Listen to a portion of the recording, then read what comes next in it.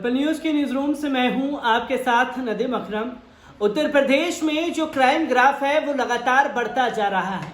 हालांकि हम और आप तो ये देखते ही रहते हैं कि गोदी मीडिया के पास उत्तर प्रदेश के क्राइम की खबरें नहीं हैं, क्योंकि ये दावा सरकार और प्रशासन द्वारा लगातार किया जाता रहा है कि उत्तर प्रदेश में क्राइम को जो है जड़ से ख़त्म कर दिया गया है। पर असली हकीकत कुछ और ही सामने आती है, जहां पर सिर्फ और सिर्फ ढाक के 3 पात नजर आ रहे हैं उत्तर प्रदेश सरकार के और पुलिस प्रशासन के, क्योंकि महिलाओं के लिए सबसे ज्यादा असुरक्षित प्रदेश बन गया है उत्तर प्रदेश। क्योंकि लगातार महिलाओं के साथ जो हिंसा की खबरें सामने आ रही हैं, दुष्कर्म की खबरें सामने आ रही हैं, उससे अब रोंगटे खड़े हो जाते हैं, क्योंकि ऐसी दिल दहलाने वाली घटनाएं सामने आ रही हैं जिस पर सवाल भी करना लाजमी है और सवाल पूछना भी सरकार से जरूरी है कि साहब, आपने तो ये दावा किया था कि उत्तर प्रदेश में क्राइम को खत्म कर दिया है,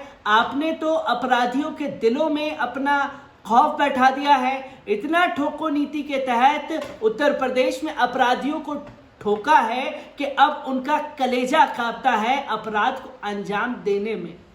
ये सवाल पूछिएगा जरूर, और सरकार के नुमाइंदों से ये पूछना जरूरी है कि आखिरकार इस वैश्विक महामारी के दौरान भी कैसे ऐसी घटनाओं को लगातार अंजाम दिया जा रहा है। जिस पर ज्यादा ना बात करते हुए बढ़ते हैं पहली खबर की तरफ, जो कि उत्तर प्रदेश के जंगल राज से हम लोगों के सामने आ रही है।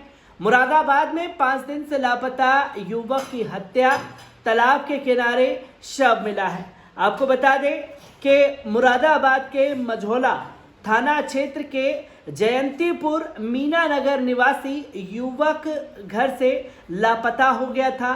युवक के लापता होने पर पत्नी ने थाने में तहरीर देकर गुमशुदगी दर्ज कराई थी।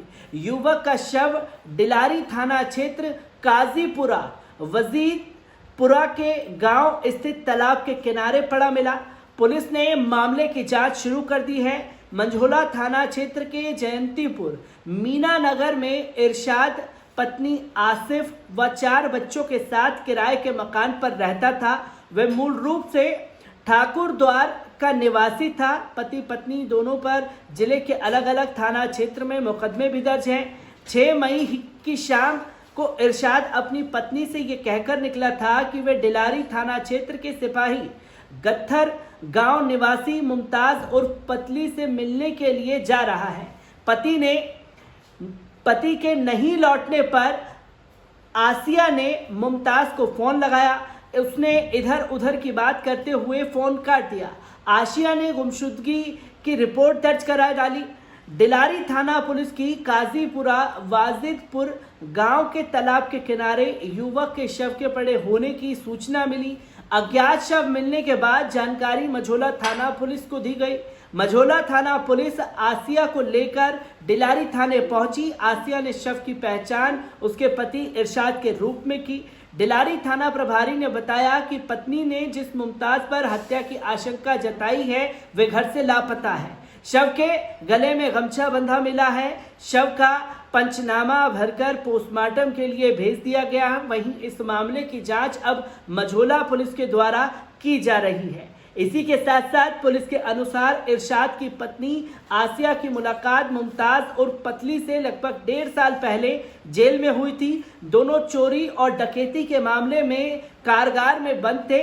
सिविल लाइन क्षेत्र के मुमताज और पतली ने ज्वेलर्स की दुकान पर डकैती डाली थी, जिसमें वे जेल गई थी।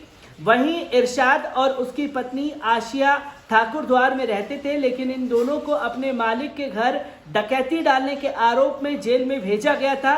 मृतक की पत्नी ने आरोप लगाया कि उसके पति की हत्या मुमताज ने की है।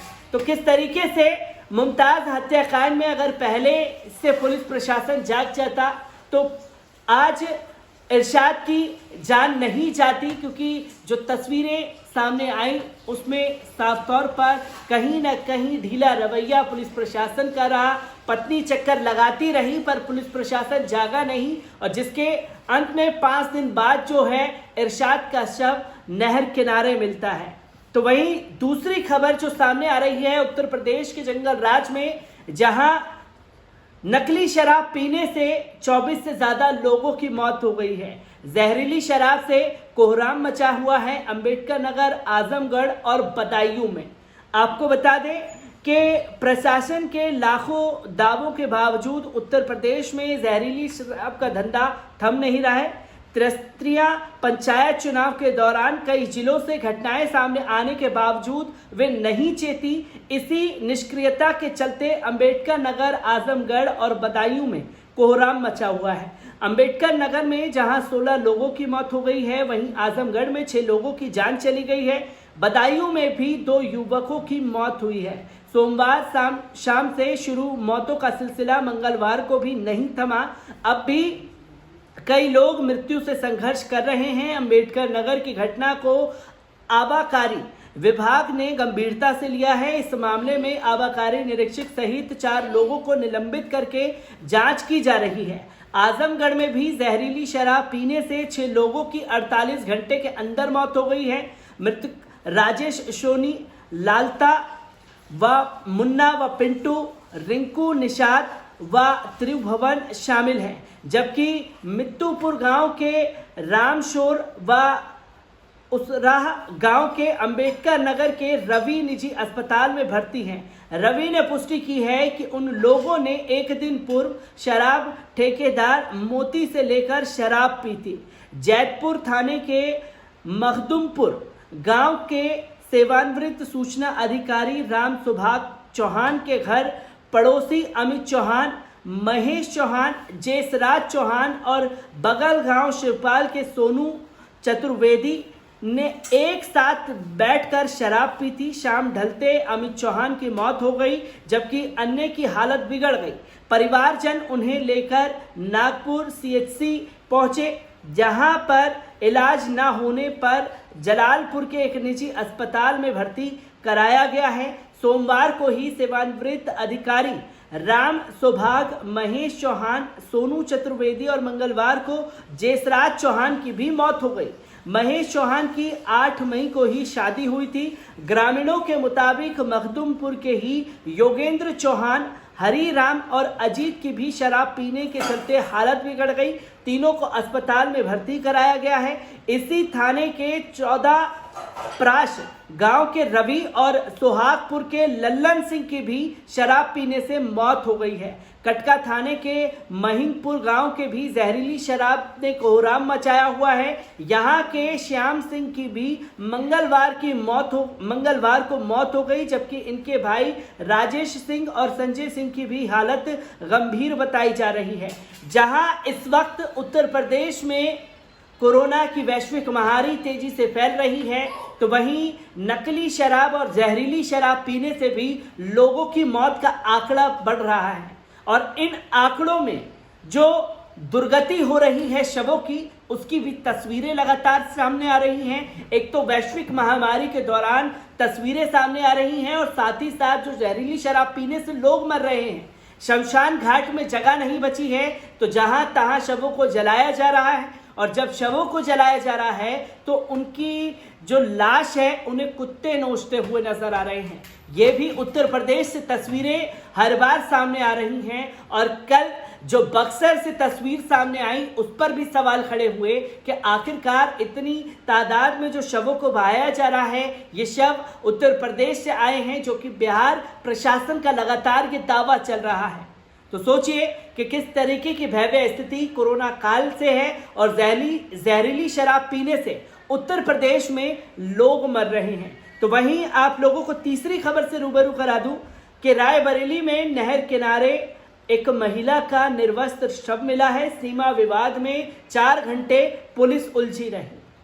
देखने वाली बात यह है कि जो जान जानी थी वो तो चली गई, पर पुलिस प्रशासन जो है वो रस्साकसी करता रहा कि ये आपके थाने का केस है, ये आपके थाने का केस है। इसी के साथ साथ आपको बता दें कि उत्तर प्रदेश के रायबरेली में एक महिला का निर्वस्त्र शव बरामद हुआ है। ऊंचाहार और जगतपुर की पुलिस सीमांकन को लेकर 4 घंटे तक उलझी रही।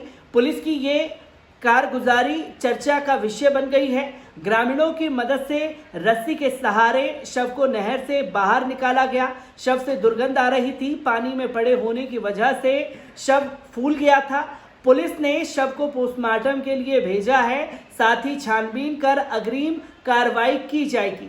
दरअसल रामगढ़ टिकरिया के पास स्थित शारदा नहर का मामला है। यहां एनटीपीसी की पानी पहुंचने के लिए टेल का निर्माण सिंचाई विभाग द्वारा करवाया गया है। इसी टेल के एक कॉलम में एक महिला का निर्वस्त्र शव सड़ी हुई अवस्था में बरामद हुआ है। शव मवेशी चरा रहे ग्रामीणों द्वारा देखा गया।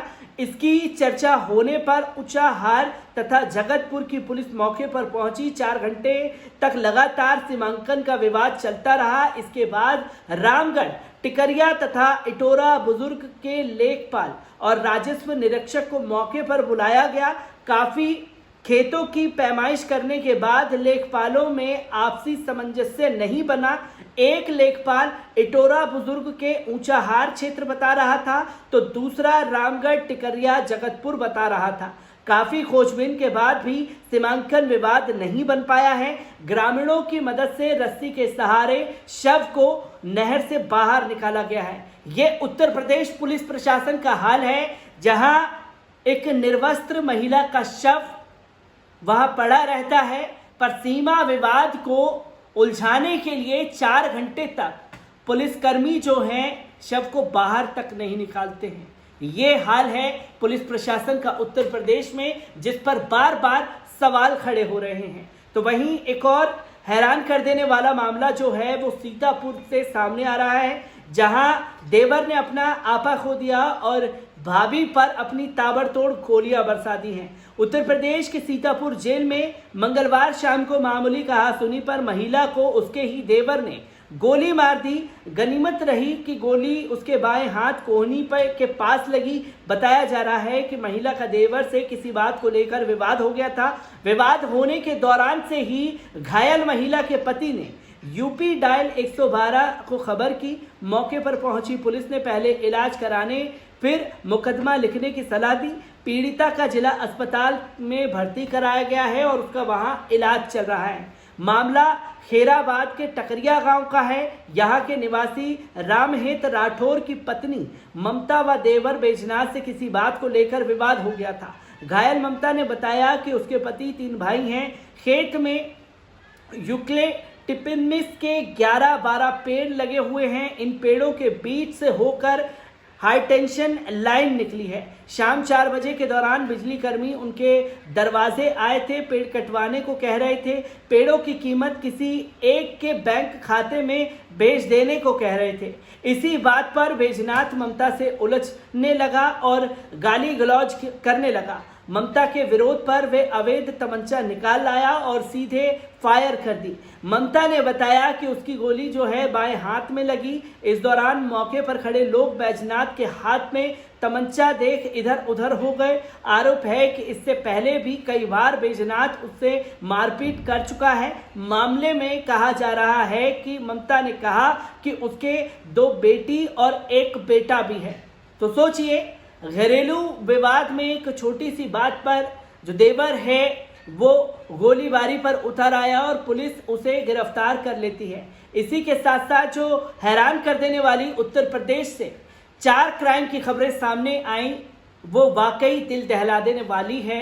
जो इरशाद के साथ मुरादाबाद में हुआ, अगर पुलिस प्रशासन 4 दिन पहले या तुरंत जाग जाता तो इरशाद की जान नहीं जाती। तो वहीं जो जहरीली शराब धड़ल्ले से उत्तर प्रदेश में बिक रही है, इसका भी कमजोरी का आरोप जो है वो उत्तर प्रदेश पुलिस प्रशासन के ऊपर जाता है कि आखिरकार उत्तर प्रदेश पुलिस कर क्या रही है, जहां ये भूमाफिया शराब के ठेकेदार जो हैं वो जहरीली शराब को लगातार बेच रहे हैं और उससे लोगों की मौत हो रही है। तीसरा जो सबसे बड़ा मामला सामने आता है, 4 घंटे तक सीमा विवाद को लेकर के उत्तर प्रदेश पुलिस आपस में उलझती रहती है और निर्वस्त्र महिला का शव जो है 4 घंटे तक उसी अवस्था में नहर में पड़ा रहता है। तो ये उत्तर प्रदेश पुलिस का हाल है और उत्तर प्रदेश पुलिस के साथ साथ उत्तर प्रदेश सरकार का भी इसी तरीके का रवैया है। अगर अपराधियों पर या अपराध पर लगाम लगाया होता तो आज ये जंगल राज देने की नौबत नहीं आ रही होती। मैं ऐसी ही खबरों से आपको रूबरू कराता रहूंगा। दीजिए इजाजत, शुक्रिया।